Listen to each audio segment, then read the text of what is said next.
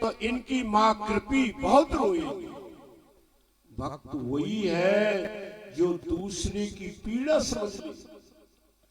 नरसिंह भक्त हुए गुजरात में, वो कहते हैं कि वैष्णव जंतु कहिए जो पीर पराई जाए।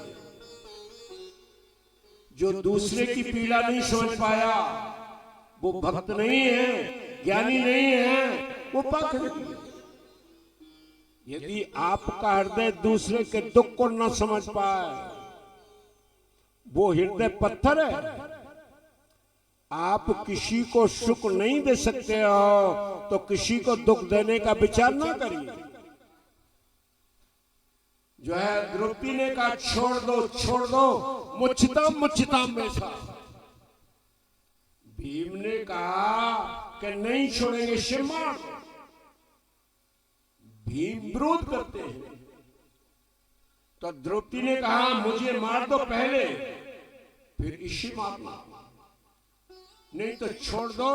मेरे पुत्र तो इसके मारने से जीवित हो नहीं सकते। फिर किसी बहन को अपनी तरफ से क्यों रुलाऊं?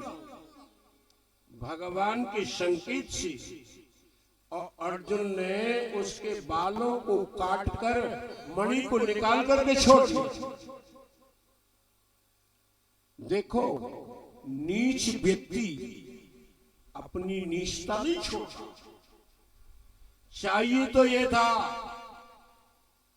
अश्वत्थामा को ये चाहिए था कि वो कृतज्ञ होता, द्रौपदी ने मुझे बचा लिया। लेकिन सर्प चंदन की पीड़ में रहे, फिर भी भैया अपना विष नहीं छोड़ता, अपना जय नहीं जोड़ता। दुष्ट उपकार का बदला अपकार से देता। नीच के संग कितना भी उपकार करो, वो अपनी नीचता नहीं छोड़ता। बाहर जाते ही उसने ब्रह्मास्त्र का प्रयोग कर दिया उत्तरा के गर्भ पर। अभिमन्यु की पत्नी उत्तरा के गर्भ में परीक्षित ब्रह्मास्त्र का प्रयोग कर दिया और उत्तरा दौड़ी भगवान के चरणों में गिर गई। प्रभु इसको बचा लो, भले ही मैं मर जाऊं, मैं इसी के कारण सती नहीं हो पाई। ये आपका भक्त है। पाए महायोगिन, पाए महायोगिन, देव जगतपते, नान्यम तद्वयं पश्ये यत्र मृतो परश्वरा। क्योंकि प्रभु मैं आपका निरंतर चिंतन करती हूँ। भगवान ने कहा कि डरो मत देवी मां विष्टा। भगवान ने अंगूठी के बराबर रूप धारण करके और हाथ में सुदर्शन चक्र गदा लेकर और गर्भ के अंदर प्रवेश कर गए। भगवान श्री कृष्ण ने 9 महीने तक चारों ओर घूम करके और गर्भ में परीक्षित जो है रक्षा करते रहे। परीक्षित भगवान चाहते तो बाहर से भी तो जो रक्षा कर सकते थे, संकल्प मात्र से रक्षा कर सकते थे, तो फिर गर्भ के अंदर प्रवेश क्यों किया? शास्त्र कहते हैं कि माता का गर्भ नरक के समान है। और भगवान गर्भ में जाकर के ये बता देना चाहते हैं कि जो मेरा भजन करेंगे, जो मेरा चिंतन करेंगे, उन भक्तों के लिए मुझे नरक जाना पड़े तो मुझे स्वीकार है, मंजूर है अपने भक्त की रक्षा करने के लिए। अपने भक्त की रक्षा करने के लिए भगवान नरक भी स्वीकार कर लेते हैं। अच्छा, वहां पर 5 पांडव नियते हैं। 5 पांडव बिना अस्त्र शस्त्र के, लेकिन अश्वत्थामा ने फिर 5 अग्नि बाणों का प्रयोग किया मारने के लिए। भगवान श्री कृष्ण ने पांचों पांडवों को पीछे छुपाया और सामने खड़े हो गए। धर्मराज ने कहा, प्रभु हमें मरने दीजिए, नहीं ये बाण अमोघ है। भगवान कहते हैं कि जब तक मैं हूं मेरे पांडवों को कोई मार नहीं सकता। जो है वे बाण मेरी छाती भेद करके ही तुम्हें लग सकते हैं। वो बाण भगवान का स्पर्श करके और लौट गए। एक दिन भगवान श्री कृष्ण प्रातः काल ध्यान में बैठे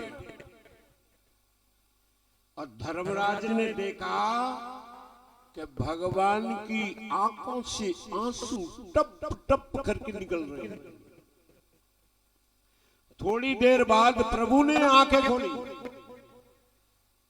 धर्मराज ने पूछा, प्रभु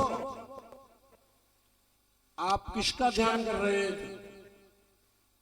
बोले, जो मेरा ध्यान करता है मैं उनका ध्यान करता हूं। देखो इस समय पितामह भीष्म बाणों की शैया पर पड़े।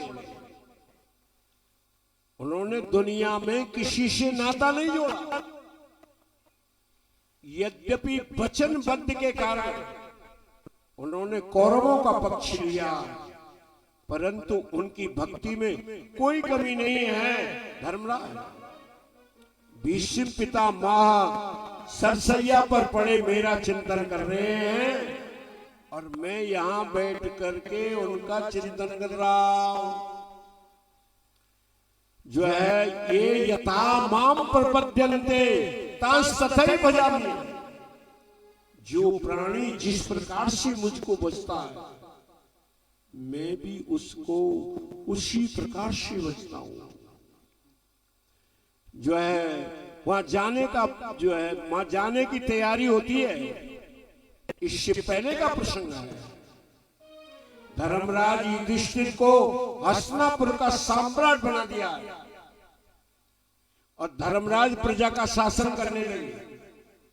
और एक दिन भगवान ने कहा, मैं कुछ दिन के लिए द्वारिका जा रहा हूं। जब चलने लगे तो महाराज पांडवों को बहुत बड़ी पीड़ा हो। पांडव भगवान का वियोग सह नहीं सकते, लेकिन द्वारिका वासियों को भी तो जो है दर्शन देना है। वे रुदी हुई गली से, भरी हुई आंखों के आंसुओं से विदा कर रहे थे। अब भगवान श्री कृष्ण ने बुआ कुंती को प्रणाम किया। बोले, बुआ मैं कुछ दिन के लिए द्वारका जा रहा हूं, आप चैन से रहना। कुंती ने कहा कि प्रभु आप तो परमात्मा हो और जगत का कल्याण करने के लिए आप अवतरित हुए हो। आप जा रहे हो तो जाने से पहले मुझे एक वरदान दे जाओ और यही वरदान दो कि मैं कभी सुखी नहीं रहा हूं, हमेशा मेरे जीवन में विपत्तियां आती रही। ये वरदान मैं चाहती हूं। कृष्ण ने कहा कि दुनिया मेरा भजन करके सुखी होना चाहती और तुम दुख मांगती हो। कुंती ने कहा, हां प्रभु, जब जो है व्यक्ति सुखी होता है तो परमात्मा को भूल जाता है, और जब दुख आता है जीवन में तो व्यक्ति घुम घुमा करके भगवान का स्मरण करता है। प्रभु हमारे जीवन में कितने संकट आए, मेरे पुत्रों पर जो है कितने विपत्तियों के बाहर टूटे। जब जब समस्या आई मेरे पुत्रों पर आपने रक्षा की। भीम को जो है जहर पिलाया गया, पांचों पांडवों को मेरे साथ लाख के भवन में अब बंद करके जलाने की योजना बनाई। हिडंबा राक्षस आया, और द्रौपदी के स्वयंवर में विकट परिस्थिति थी पाप। और आपने जो है भरी सभा में आपने द्रौपदी की रक्षा की और 10,000 शिष्यों के साथ लेके और दुर्वासा वन में पहुंच गई। ये एक दुर्योधन की कूटनीति थी। दुर्वासा क्रोधी है, इनको जब भोजन नहीं मिलेगा तो कुपित होकर के साथ दे देंगे, पांडव मर जाएंगे, हमारा राज्य निष्कंटक बना रहेगा। देखो महाभारत हमें ये बताता है कि एक और मारने वाला मारने की कितनी कोशिश कर रहा है, लेकिन मरने वाले पांडवों को भगवान श्री कृष्ण कैसी युक्ति से बचाते हुए चले जा रहे हैं। हमें भी ये देख करके सुन करके भगवान की शरण में हो जाना चाहिए, क्योंकि जीव को जीव नहीं बचा सकता, जीव को केवल ईश्वर बचा सकता है।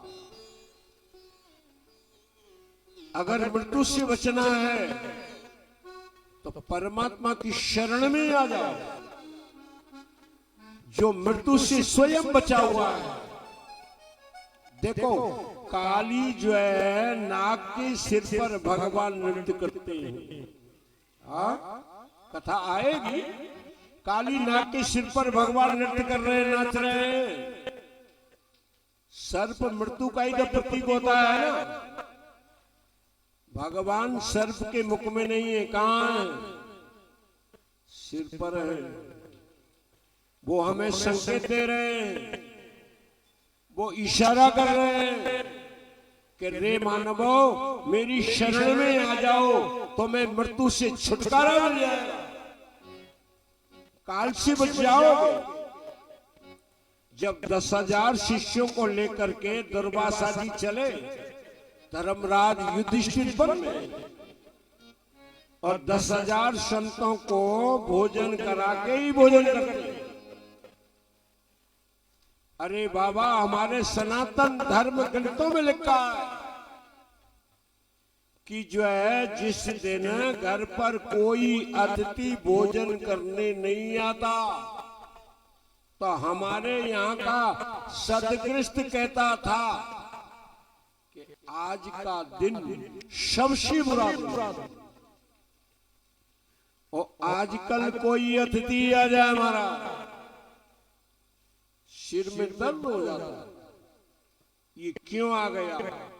इतना मोटा ताजा खट्टा खट्टा खिलाना पिलाना दूर रहा, व्यर्थ की गालियां और सुनाते।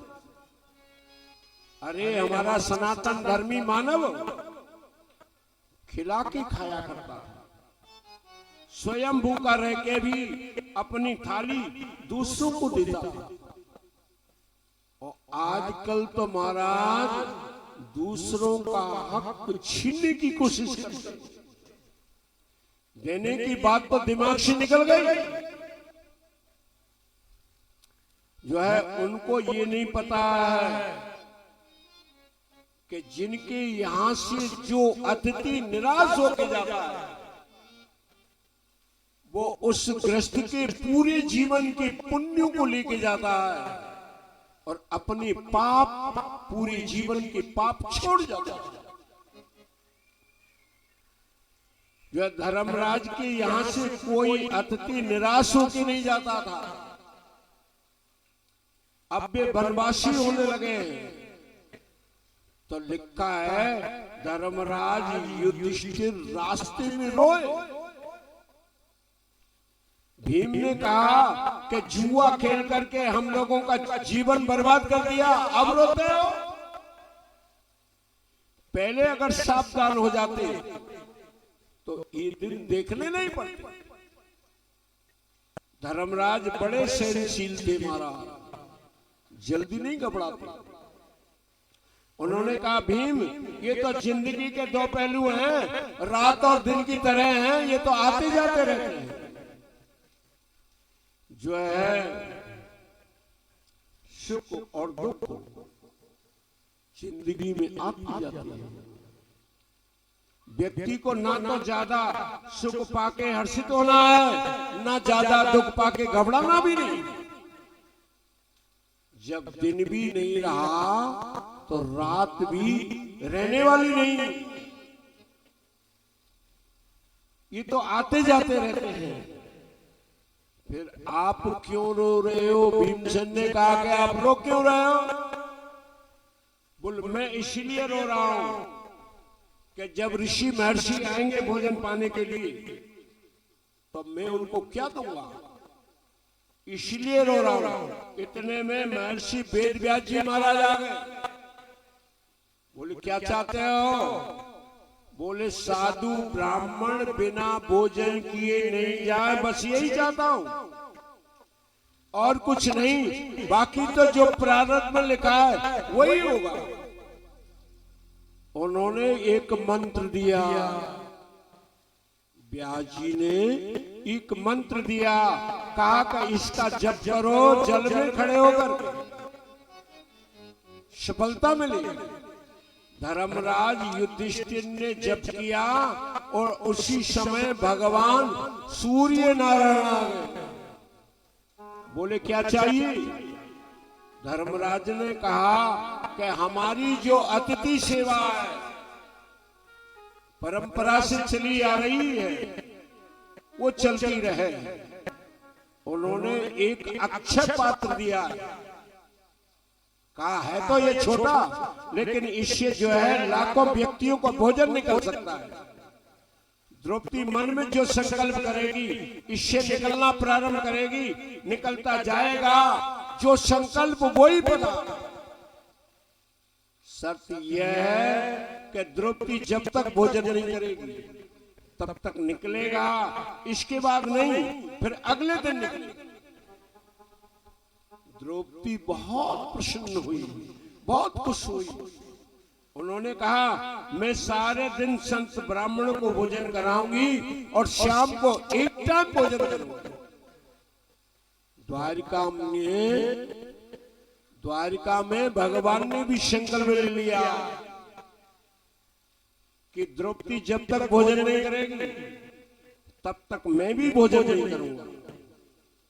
भक्तों को भोजन कराए बिना भगवान भी भैया भूखी रहते हैं। अब तो जो है पांडवों के यहाँ साधु ब्राह्मणों की सारा दिन पंक्ति लगी रहती है। यहाँ हस्तिनापुर में, इधर हस्तिनापुर में जो है दुर्वासा ऋषि का चातुर्मास हो रहा। वे दुर्योधन की सेवा से प्रसन्न होकर कहने लगे, दुर्योधन हम तेरी सेवा से प्रसन्न हैं, बोल तू क्या चाहता है? उसने कहा, प्रभु मुझे तो 4 महीने से आपका आशीर्वाद मिल ही रहा है, लेकिन मेरे पांडव भाई वन में महान कष्ट उठा रहे हैं। आज द्वादशी का पारायण वही करें, उन्हें आशीर्वाद दें, ये मेरी प्रार्थना है।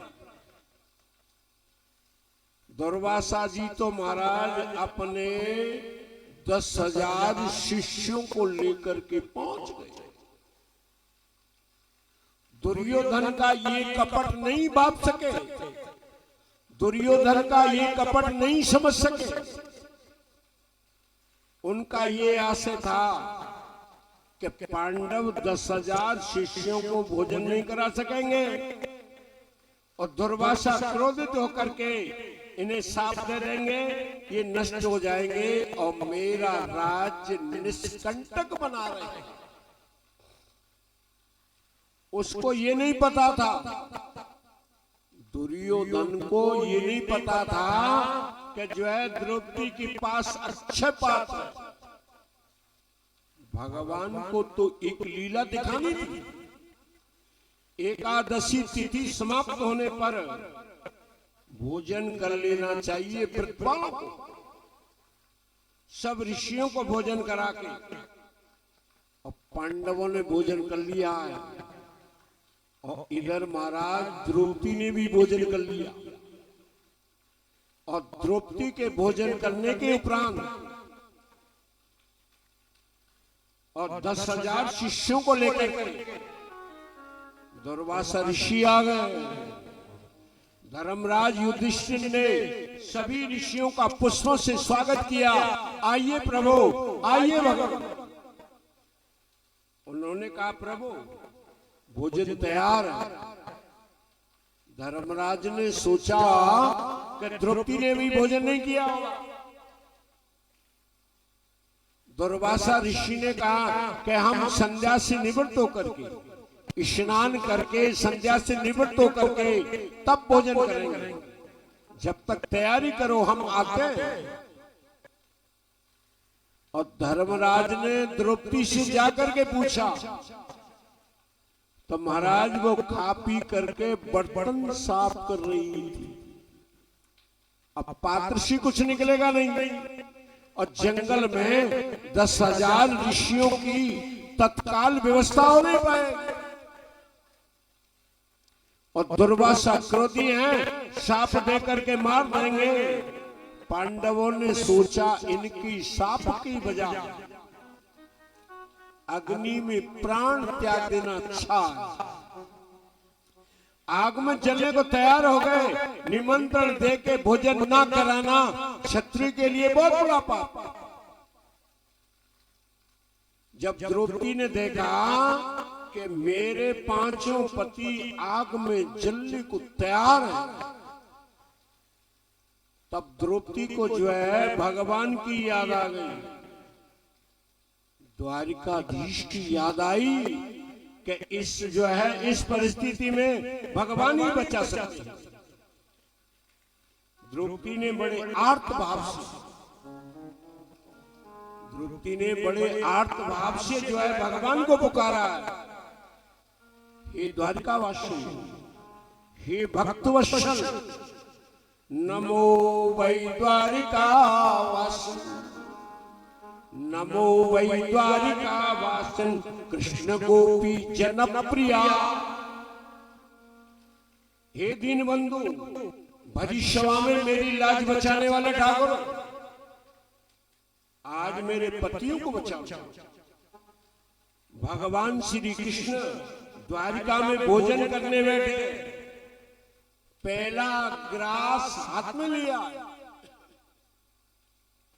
पहला ग्रास हाथ में लिया था और द्रौपदी की पुकार सुनकर हाथ का ग्रास थाल में गिर गया और भगवान अंतर्धान हो गए और पांडवों की कुटिया में आकर के प्रकट हुई। द्रौपदी भगवान की चरणों में गिर गई, बोली प्रभु तुम आ गए। भगवान ने कहा हाँ द्रौपदी, मैं आ तो गया हूं, परंतु द्रौपदी मुझे बहुत जोर से भूख लगी है, जल्दी से भोजन लाओ। द्रौपदी ने कहा कि राम जाने आज किसका मुख देखा है, जो आता है सो भूखा ही चला। जो है द्रौपदी रोई कि प्रभु भगवान खाने को होता तो आपको कहां पुकारना था। आपको तो वही पुकारते हैं जो दुखी होते हैं या श्रद्धावान होते हैं। जिनके हृदय में श्रद्धा होती है वो पुकारते हैं, या दुखी होते हैं वो पुकारते हैं। भगवान में भोजन कर चुकी हूं, अक्षय पात्र से कुछ निकलेगा नहीं। भगवान श्री कृष्ण ने कहा कि अक्षय पात्र मांगा कि पात्र को लाओ। द्रौपदी ने कहा कि प्रभु धो मांझ करके साफ करके रख दिया। भगवान ने कहा अरे तुम ले तो आओ उसको।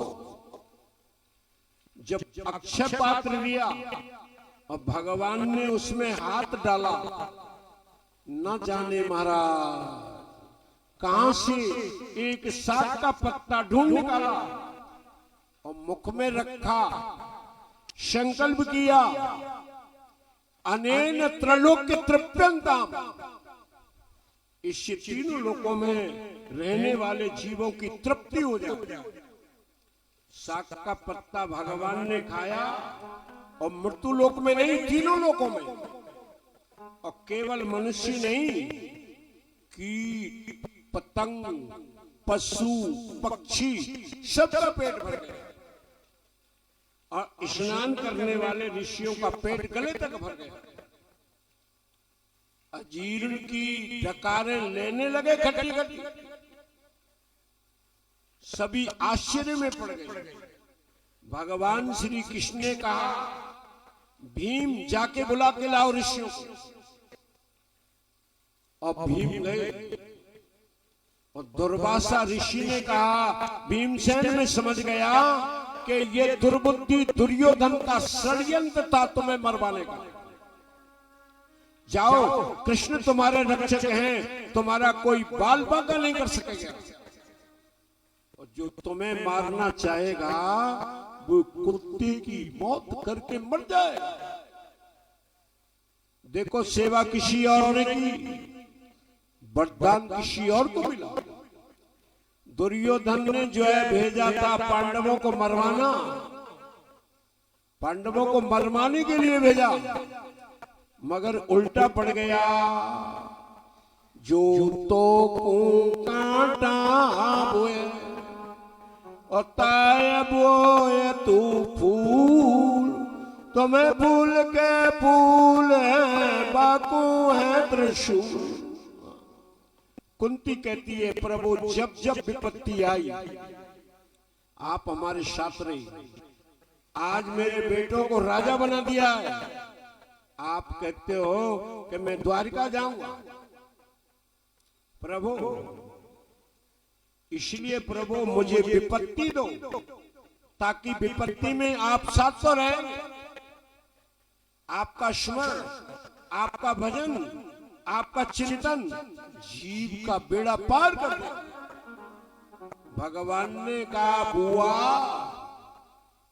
अब मैं दुख नहीं दे सकता हूं, आपने बहुत दुख झेल लिए। मेरी प्रतिज्ञा है, जो मेरा बन जाएगा वो दुख ही नहीं रहेगा। अतः तुम्हारे दुख के बादल सब छूट गए और मांगो। कुंती ने कहा, अगर विपत्ति नहीं दे सकते हो तो वरदान दे दो, और ऐसा वरदान दो कि मेरा मन सदा आपके चरणों में लगा रहे। भगवान ने कहा, तथास्तु, तुम घर में रहोगी, तुम्हारा मन मेरे पास रहेगा। जैसे गंगा की धारा कभी कटती नहीं, कभी टूटती नहीं, इसी तरह तुम्हारा मन मेरे में लगा रहेगा। फिर कुंती का मन घर में लगा नहीं, घर में खुशी हो, हानि हो या लाभ हो, सदा शांत रहती, परमात्मा के चिंतन में डूबी रहती। जब अर्जुन ने आकर के बताया कि भगवान अपनी लीला संवरण करके अपने धाम को चले गए हैं, तो कृष्ण कृष्ण कहते कहते कुंती ने अपना शरीर छोड़ दिया। पितामह भीष्म का भी यही हुआ। सभी पांडव उनके पास गए हैं, उनके शरीर में तो महाराज बाण छिड़े हुए थे, बाणों की तो सजाई थी ना। जब भगवान श्री कृष्ण सामने खड़े तो उनकी आंखों में से आंसू बह रहे थे। भगवान श्री कृष्ण ने स्वयं अपने पीतांबर से उनकी आंखों के आंसू पोंछे। पितामह भीष्म ने कहा कि प्रभु, आप जिनके साथी, उन पांडवों को कष्ट मिला, ये प्रारब्ध का खेल था। अरे पांडवों, जिन्हें तुम अपने मामा के पुत्र समझते हो, ये मामा के पुत्र नहीं, ये साक्षात सच्चिदानंद है, ब्रह्म है, परमात्मा है। मेरा सौभाग्य है जो अंतिम समय में आ गया। श्री कृष्ण ने कहा, पितामह मेरे लायक कोई सेवा हो तो बताओ। आंखों में आंसू भर करके भीष्म पितामह ने कहा कि प्रभु, मैं आज्ञा क्या दे सकता हूं। जो है मैं तो आपसे प्रार्थना ही कर सकता हूं। इस समय तो मैं हाथ भी नहीं जोड़ सकता। मेरी यही प्रार्थना है कि आप चतुर्भुज रूप में मेरे सामने खड़े हो जाओ और तब तक खड़े रहो जब तक मेरा शरीर ना छूट जाए। आपके दर्शन करते करते मैं शरीर छोड़ूं और भगवान श्री कृष्ण चतुर्भुज रूप में खड़े हो गए, हाथ में शंख चक्र गदा पद्म लिए हुए,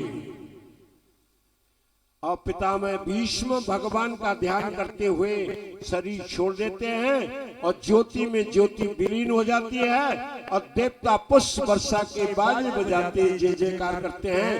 बोले वृंदावन बिहारी लाल की जय। अभी कीर्तन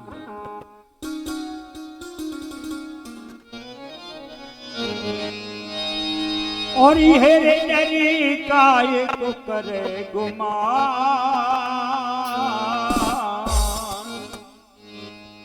तो बताया है हेरे नरी काय को करते गुमान रे, कोई अमर नहीं दुनिया में।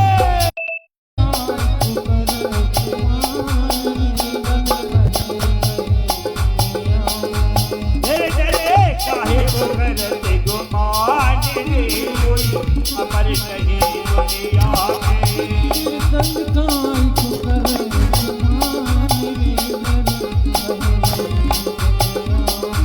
वो कोई अमर नहीं दुनिया में, कोई अमर नहीं दुनिया में, कोई अमर रहे दुनिया में, कोई अमर रहे दुनिया में।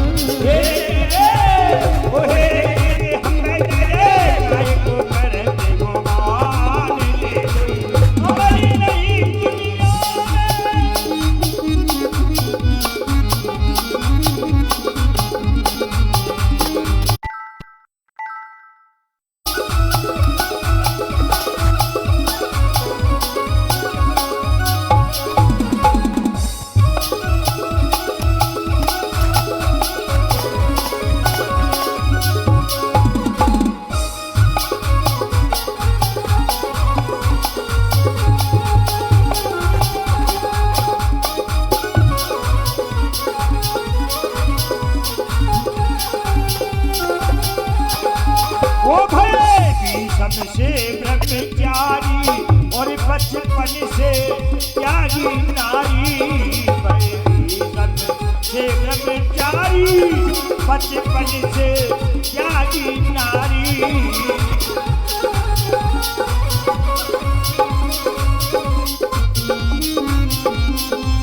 ओ भय भीषम से ब्रह्मचारी बचपन से त्यागी नारी, छोड़े सरसैया में प्राणी, कोई अमर नहीं दुनिया में।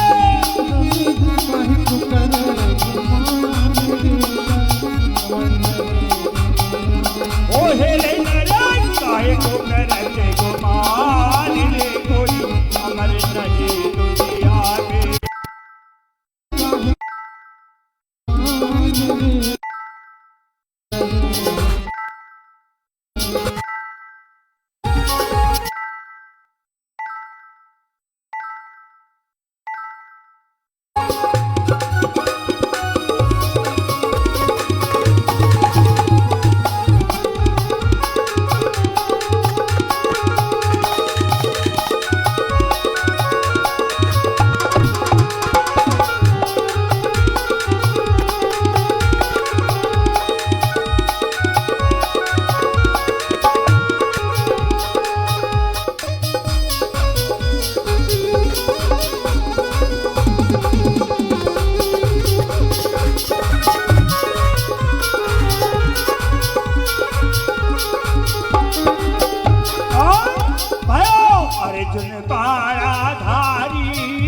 बकोलत हाके बनिवारी, अर्जुन बारा धारी, बकोलत हाके बनिवारी। ओ भयो अर्जुन बारा धारी, बकोलत हाके बनिवारी। अर्जुन बारा धारी, बकोलत सतहाते बनवारी खाली गयो डरे कहूँ माने ना कोई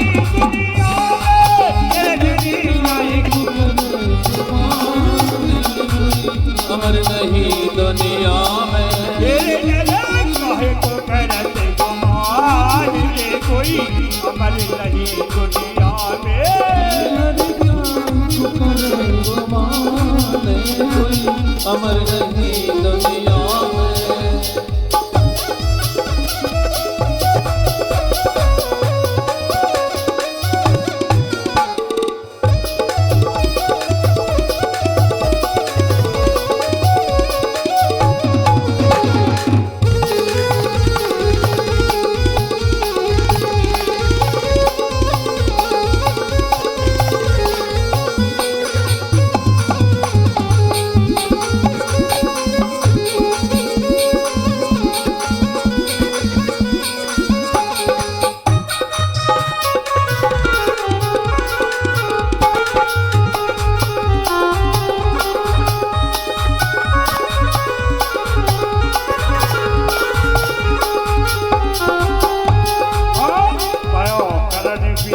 बलधारी हरि करते प्रसिद्धा बारी भयो करवीर बलधारी ओ हरि करते प्रसिद्धा बारी ओ भयो करवीर बलधारी हरि करते प्रसिद्धा बारी भयो करवीर बलधारी ओ छोड़े छोड़े लड़के लड़के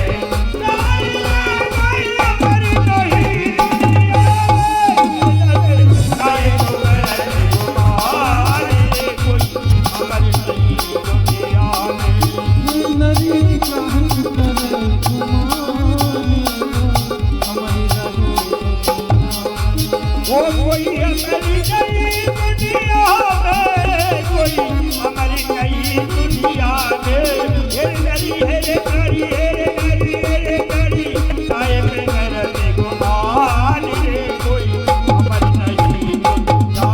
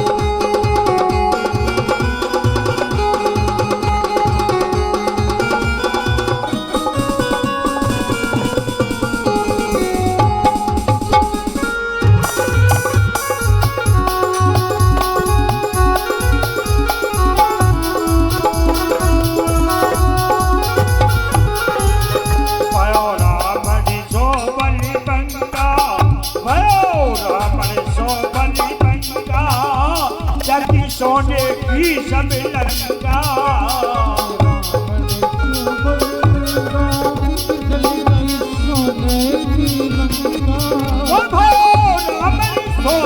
बंका लगी सोने की सब लंका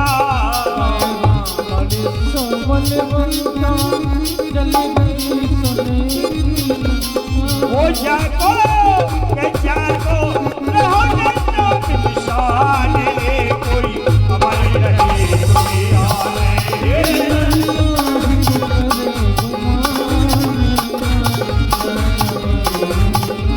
वो जाको रहो निशान रे कोई हमारी रही दुनिया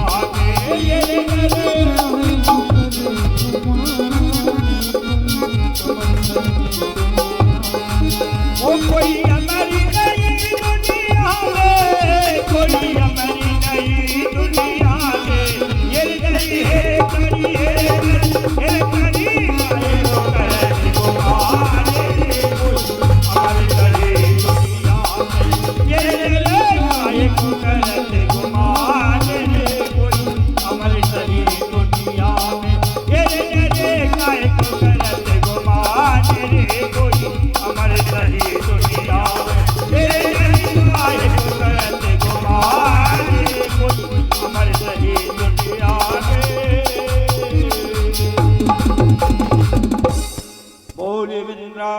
बांके बिहारी लाल की। आइए कथा पर ध्यान देंगे। पांडव अपने पौत्र परीक्षित को राज्य देकर, हमारा उसी समय पांडव अंधे बहरे गूंगी बन के निकल पड़े, किसी की बात सुननी नहीं, किसी से कुछ कहना नहीं, किसी की तरफ देखना नहीं, और महाराज हिमालय में जाकर के गिर गए। प्रेम हो तो ऐसा हो जो परमात्मा के लिए जीवन दे देते हैं।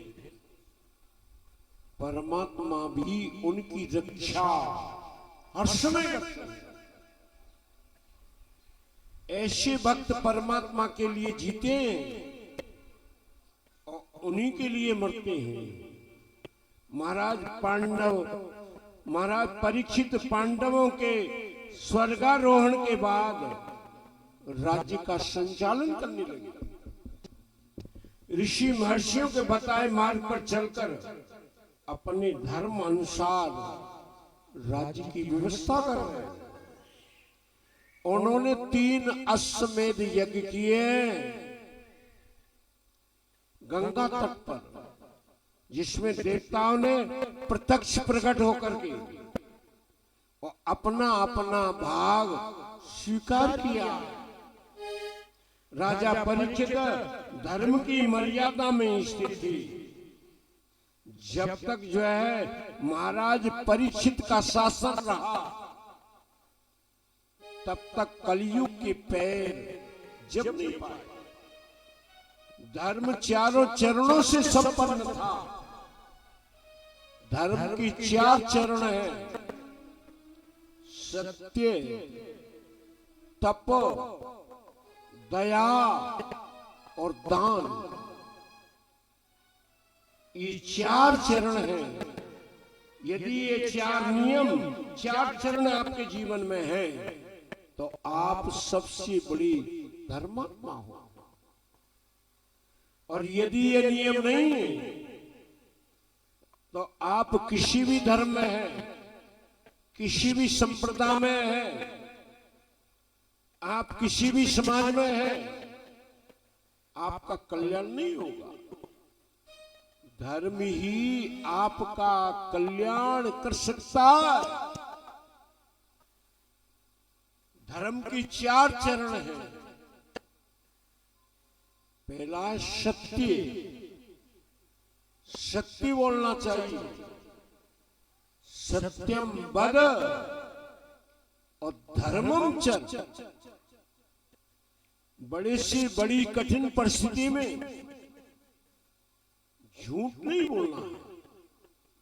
देखो महाराज दशरथ ने अपने प्राण दे दिए हैं, लेकिन सत्य नहीं छोड़ा। राजा हरिश्चंद्र ने अपने आप को बाजार में बेच दिया, अपनी पत्नी को बेच दिया, स्वयं डोंग के यहां नौकर बन गए, पर सत्य नहीं छोड़ा। हाँ, किसी के प्राण संकट में आ गए हो, या कोई निरपराधी मारा जा रहा हो, अथवा आपका सब कुछ छिन रहा हो, वहां यदि झूठ बोल दे तो पाप नहीं लगेगा। लेकिन जरा जरा सी बातों में झूठ बोलते रहना, शास्त्र कहते हैं कि इससे बड़ा और कोई पाप नहीं होता।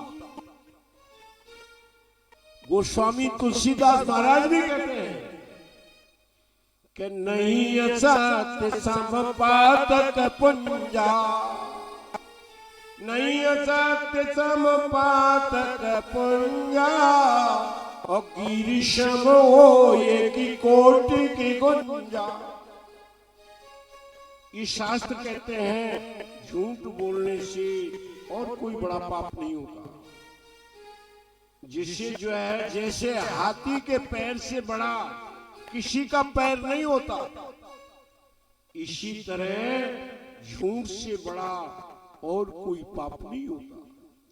सारे पाप झूठ के अंदर ही समा जाते हैं। जो व्यक्ति सत्य बोलने लगेगा वो महाराज पाप से बच जाएगा। इसलिए सत्यम ब्रिया प्रियम ब्रिया ना ब्रिया सत्यम प्रियम।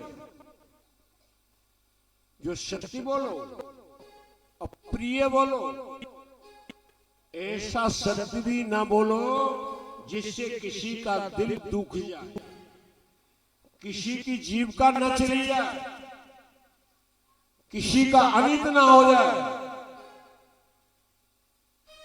इसीलिए सत्य हो, प्रिय हो और हितकारी हो, क्योंकि उस सत्य स्वरूप परमात्मा को हम सत्य के द्वारा ही जान सकते हैं। आत्माना प्रतिकूलानी परेशान न समाचरित। इसलिए हमें झूठ नहीं बोलना चाहिए।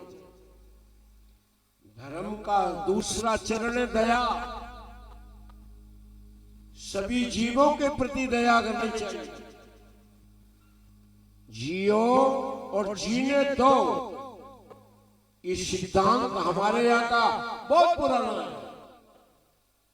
देखो, कोई जीव मरना नहीं चाहता। अपने सुख के लिए, अपनी जीव की स्वाद के लिए किसी को मारने की कोशिश मत करो, किसी का मांस मत खाओ, किसी की हत्या मत करो। संस्कृत में मांस शब्द की व्याख्या की है, जो है माम सा। मैं जिसका मांस खा रहा हूं, सा माने वह, माम माने मुझको खाएगा। अर्थात आज मैंने जिसका मांस खाया है वो मेरा मांस जरूर खाएगा। ये सिद्धांत है, बदला अवश्य देना पड़ता है। कहता हूं कह जाता हूं, कहां जो मान हमार, और जाकर घर तुम काटियो सोगर काट तुम्हार। आज तुम जिसका गला काट रहे हो, जिसका मांस खा रहे हो, याद रखो वो आप जो है आगे तुम्हारा मांस जरूर खाएगा। इसलिए जीवों के प्रति दया करनी चाहिए। महाराज शिवी राजा की गोद में एक कबूतर आ गिरा है और बाज पक्षी उसके पीछे लगा है। ये कहता हुआ कि ये मेरा शिकार है, ये मेरा भोजन है, क्योंकि परमात्मा ने मांसी मेरा भोजन नियुक्त किया। लेकिन शिवी राजा ने कहा नहीं, इस पर दया करो, ये मेरी गोद में आकर के गिरा है, इसे मरने नहीं दूंगा। बाज ने कहा राजन इसे मरने नहीं दोगे तो मुझे मरना पड़ेगा, तब भी आपको हत्या लगेगी। उन्होंने कहा नहीं, तो मैं मांस की जरूरत है तो मेरे शरीर का मांस और अपना पेट भर। एक कबूतर को बचाने के लिए राजा शिवी राजा ने तराजू के एक पल्ले में कबूतर को रखा और दूसरे पल्ले में अपने शरीर का मांस काट काट के चढ़ाते जा रहे। वे सारे शरीर का मांस काट के रखते गए, लेकिन बराबर नहीं हुआ। अंत में एक पैर काट के रख दिया, फिर भी बराबर नहीं हुआ। दूसरा पैर काट के रखा, फिर भी बराबर नहीं हुआ। अपने हाथों से और अपने शरीर का मांस काटना मारा, अपने शरीर के अंग काटना कितना मुश्किल है। एक हाथ काट के तराजू पर रखा, लेकिन बराबर नहीं हुआ। अंत में अपना सिर ही काट के चढ़ाने के लिए तैयार हुए। इतने में भगवान जो है प्रकट हो जाते हैं। उन्होंने कहा बस करो राजन, बस करो, तुम्हारी दया हमने देख ली, तुम्हारा कल्याण हो। ये जो है यद्यपि ये परीक्षा थी, अग्निदेव और इंद्रदेव परीक्षा लेने आए। 48 दिन के जो है भूखे राजा रंतदेव 48 दिन तक भूखे रहे राजा रंतदेव। और जो है उनके सामने भोजन की थाली आई। एक भूखे ब्राह्मण को, एक चांडाल को, एक शूद्र को अपने सामने जो थाली आई उनको सरका दी, उनको दिया। और जो है स्वयं भूखे रहे। दूसरों पर दया करना, इससे बड़ा और कोई धर्म नहीं है। दया धर्म का मूल है, अपाप मूल अभिमान। तुलसी दया न छोड़िए, जब लग घट में प्राण। शिली दया। और देखो एक शब्द और शब्द, दया शब्द को उल्टा कर दो, क्या हो जाएगा? याद। दया शब्द को पलट लिया तो क्या बन गया? याद। तुम परमात्मा को याद करती रहोगे तो दया तुम्हारे पास बनी रहे। धर्म का तीसरा चरण है दान। देखो जो तुम कमाते हो उसमें कुछ ना कुछ कचरा मिला रहता है, कुछ ना कुछ पाप मिला होता है। जिसे हम कमाते हैं उसमें कुछ ना कुछ गड़बड़ होता है।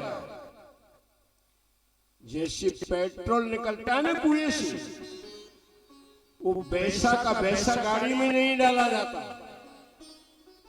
जब तक उसका जो है फिल्टर ना किया जाए, उसको शोधन ना किया जाए, तब तक गाड़ी में नहीं डाला। तिली से, सरसों से जो तेल निकलता है उसको भी फिल्टर करते हैं, रिफाइन करते हैं, तभी जो है वो शुद्ध होता है। ठीक इसी प्रकार आपने जो धन कमाया है, आपने जो संपत्ति कमाई है, जब तक कुछ हिस्सा जो है परमात्मा के नाम से नहीं लगाओगे तब तक आपके धन का फिल्टर नहीं होगा, वो शुद्ध नहीं होगा। वो धन आपकी बुद्धि का नाश कर देगा, आपके बच्चों की बुद्धि को खराब कर देगा, परिवार के सदस्यों को गंदी गंदी आदतों में डाल देगा। यदि दान नहीं करोगे तो जो है बिन मांगे तो दूध बराबर, मांगी तो है जाए पानी, और वो तो दाने रक्त बराबर। क्या में खेचा पानी? बिन मांगी जो दिया जाता है वो दूध की बराबर होता है, और मांगने पे दिया जाता है वो पानी बन जाता है।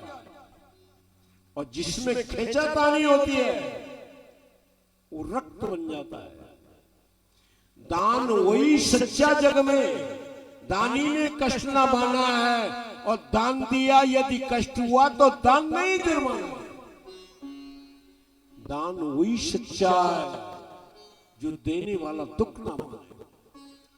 दान दे रहे, पेट में दुख हो रही है तो दान नहीं, वो जुर्माना हो जाता है। देखो देवता, दानव और मानव तीनों महाराज ब्रह्मा जी के यहां पहुंचे। ब्रह्मा जी के चरणों में प्रणाम किया। और कहा कि प्रभु हमें कुछ ज्ञान दीजिए। ब्रह्मा जी ने कहा कि पहले सेवा करो तब ज्ञान मिलेगा। बिना सेवा के जो ज्ञान मिलता है वो रुकता नहीं है, टिकता नहीं है। इसलिए पहले सेवा करो। महाराज 100 वर्ष तक सेवा की। कितने समय तक सेवा की? 100 वर्ष तक। तब एक अक्षर का, एक वर्ण का उपदेश दिया। दा शब्द का उपदेश दिया। और तीनों चलने लगे। तो ब्रह्मा जी ने सोचा कि ये कहीं गलत नहीं समझ गए हो, नहीं तो अनर्थ कर देंगे। इनसे पूछा जाए कि तुम क्या समझे, तुम क्या समझे। तो सबसे पहले देवताओं से पूछा कि तुम दासी क्या समझे। देवताओं ने कहा कि महाराज हम तो रात दिन भोगों में फंसे रहते हैं, लेकिन आपकी दासी हम समझे हैं कि जब तक हम अपनी इंद्रियों का दमन नहीं करेंगे तब तक कल्याण नहीं होगा। जब ब्रह्मा जी ने कहा कि तुम ठीक समझ गए, जाओ इंद्रियों को दमन करना। देवताओं ने दासी क्या लिया? दमन। इसके अनंतर दैत्यों से पूछा कि तुम दासी क्या समझे। दैत्यों ने कहा कि महाराज हम तो रात दिन हिंसा कर्म में लगे रहते हैं, मारो काटों में लगे रहते हैं, लेकिन आपके दासी हम समझे हैं कि जब तक प्राणी मात्र पर दया नहीं करेंगे तब तक कल्याण नहीं होगा। ब्रह्मा जी ने कहा कि तुम ठीक समझ गए, जाओ दया अपना लो। इसके अंतर मनुष्यों पर नंबर आया कि तुम दासी क्या समझी। तो मनुष्यों ने कहा कि महाराज हम तो रात दिन घर के धंधों में फंसे रहते हैं, गृह कारज नाना जंजाला, ते अति दुर्गम शैल विशाला। प्रभु हम तो रात दिन घर के धंधों में फंसे रहते हैं। आपका भजन ध्यान स्मरण तो होता नहीं, लेकिन आपके दासे हम समझे हैं कि जब तक हम अपनी आमदनी कुछ हिस्सा दान का जो है परमात्मा के नाम से नहीं लगाएंगे तब तक कल्याण नहीं हो। ब्रह्मा जी ने कहा कि मनुष्य तुम ठीक समझ गए, जाओ। तो देवताओं ने दासी क्या लिया? दमन। और दैत्यों ने दासी क्या लिया? दया। और मनुष्यों ने दासी क्या लिया? दान। अब धर्म का चौथा चरण है तप। तप का कार्य है मन को तपा करके निर्मल बना देना, और निर्मल मन वाला ही परमात्मा को पा सकता है। निर्मल मन जन सो मोए पावा, निर्मल मन जन सो मोए पावा, अमोहे कपट छल छेद्र न भावा। निर्मल मन वाला ही परमात्मा को पा सकता है। तप कहते हैं स्वकार्य को, अपने कार्य में जो प्रतिकूल परिस्थिति आती है उसको धैर्य पूर्वक सामना करना तप है। स्वधर्म पालन में जो प्रतिकूल परिस्थिति आती है उसको धैर्य पूर्वक सामना करना तप है। या अपना मन या अपनी इंद्रियां गलत रास्ते पे जाएं, उनको वहां से रोकना तप है। जो है तप में सबसे बड़ा सहयोगी कौन होता है? शुद्ध भोजन होता है। वेद भगवान कहते हैं कि आहार शुद्धौ सत्य शुद्धि सत्य शुद्धौ ध्रुवा स्मृति स्मृति लंबे सर्वग्रंथि नाम विप्र मोक्षा। आहार शुद्धौ, आहार की शुद्ध होने पर सत्य शुद्धि अंतःकरण की हृदय की शुद्धि होती है और हृदय की शुद्धि से स्मृति अधिक स्तर होती है और स्मृति के अधिक स्तर होने से विप्र मोक्षा विशेष रूप से बंधन से प्राणी छूट जाता है। लेकिन शुद्धि आहार शुद्धि कोई शुद्धि नहीं कर रहे। शुद्धि होनी चाहिए प्रत्येक इंद्रिय के भोजन की, प्रत्येक इंद्रिय की आहार की। और शुद्धि का ज्ञान जब होगा उससे पहले अशुद्धि का ज्ञान हो जाएगा। तो देखो, बाक इंद्रिय है जिससे हम बोल रहे हैं और कान इंद्रिय जिससे हम सुन रहे हैं। इन दो इंद्रियां हैं, इन दो इंद्रियों का गंदा आहार क्या है? गंदा भोजन क्या है? अश्लील गंदे शब्दों का उच्चारण करना और सुनना वाणी का, कानों का गंदा भोजन है। झूठ बोलना और सुनना वाणी का, कानों का गंदा भोजन, गंदा है। गाली गलौज बकना, लड़ाई झगड़ा करना वाणी का, कानों का गंदा भोजन, गंदा। और शुद्ध भोजन क्या है इनका? भगवान के नाम का उच्चारण करना और सुनना, कीर्तन करना और सुनना वाणी का, कानों का शुद्ध भोजन है, शुद्ध आहार है। सत हित मित्र प्रिय बोलना सुनना नेत्रों का, वो कानों का जो है वाणी का शुद्ध भोजन है। नेत्रों का गंदा भोजन क्या है? नेत्रों का गंदा भोजन है कि दूसरी की सुंदर वस्तु को देख करके ललायित हो जाना। नेत्रों का गंदा भोजन है किसी की सुंदर वस्तु को देख करके अनधिकार से इच्छा करना। नेत्रों का गंदा भोजन है, गंदा। दूसरे की बहन बेटी को गलत दृष्टि से देखना नेत्रों का गंदा भोजन है, गंदा। और नेत्रों का शुद्ध भोजन क्या है? नेत्रों का शुद्ध भोजन है देवालय शिवालय में जाकर के भगवान की प्रतिमाओं के दर्शन करना। नेत्रों का शुद्ध भोजन है। महापुरुषों के दर्शन करना नेत्रों का शुद्ध भोजन है। दूसरे के धन को मिट्टी के ढेले के समान देखना नेत्रों का शुद्ध भोजन है। गोस्वामी जी भी कहते हैं कि जननी सम समझे पर नारी, जननी सम समझे पर नारी और धन पराब बिसते बिसवार। नेत्रों का शुद्ध भोजन है। और देखो, इन्हीं नेत्रों से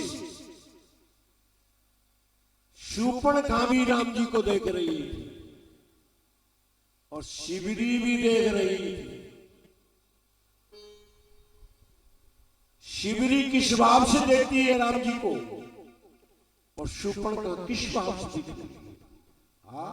देख दोनों ही रहे पर देखने में अंतर है।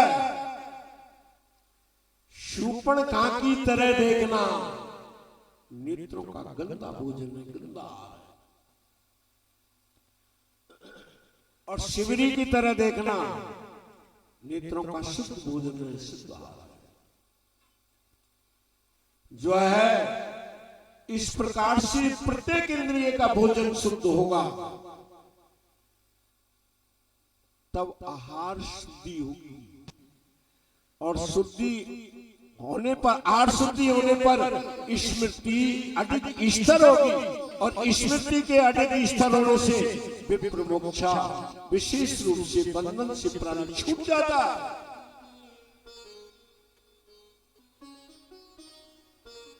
परंतु भोजन में 5 दोष होते हैं, ध्यान देंगे। 5 दोष: जाति दोष, निमित्त दोष, स्थान दोष, संस्कार दोष और अर्थ दोष। ये 5 दोष होते हैं। ये 5 दोष जिस भोजन में नहीं होते वो भोजन शुद्ध और पवित्र माना जाता है। जाति दोष: जाति से जो वस्तु दूषित है, जैसे प्याज है, लहसुन है, अंडे हैं, मीट है, ये भोजन में आए तो जाति दोष लग गया। निमित्त दोष: निमित्त दोष यह है कि बनाने वाली हो चाहे बनाने वाला हो, अगर रोज ही करके लड़ाई झगड़ा करके काय क्लिश करके भोजन बनाया जाएगा, उसमें निमित्त दोष हो जाएगा। और जो है, अब समझ लो कि लड़ाई का बीज कहां से उत्पन्न हुआ है। अगर लड़ाई झगड़ा करके काय क्लेश करके भोजन बनाओगी, और जो उस भोजन को खाएगा वो कहीं ना कहीं लड़ाई जरूर करेगा। अब बात नहीं करेगा तो घर में करता रहेगा। हाँ, इसलिए निमित्त दोष माने भगवान निमित्त दोष निकालने का तरीका कि भगवान की गुणानुवाद गाते हुए मन मन में धीरे धीरे या भगवान की कथाओं को ध्यान करते हुए भोजन बनाया जाएगा, तो उसमें से निमित्त दोष समाप्त होगा। और उस भोजन को जो खाएगा उसके रोम रोम में ठाकुर जी रम जाएंगे, राम जी रम जाएंगे। स्थान दोष: जिस स्थान पर भोजन बनता है वो स्थान अगर कच्चा है तो गौ की गोबर से लीपा जाए, और पक्का है तो पोछा आदि लगा के किया जाए। अगर पोछा नहीं लगता तो स्थान पवित्र नहीं होगा। और हम तो देखते हैं देविया महाराज जूता और चप्पल पहन करके भोजन बनाती है। स्थान दोष हो गया। कुछ कुछ देवियां तो महाराज रसोईया में बीड़ी सूखती है, सुट्टा सूखती है। स्थान दोष हो गया। इसलिए जिस स्थान पर भोजन बनता है वो स्थान शुद्ध पवित्र होना चाहिए। संस्कार दोष: संस्कार दोष ये है कि सब्जी तो बड़ी सात्विक की बनी, लेकिन मिर्ची इतनी डाल दी गई जो खाने वाले की नाक से भी पानी बह रहा है और आंखों से भी बह रहा है। उसमें संस्कार दोष हो गया। या प्याज का या लहसुन का तड़का लगा दिया गया, संस्कार दोष हो गया। अब आइए अर्थ दोष। अर्थ दोष का बहुत विस्तार है, पर बताएं कि जो भोजन बनता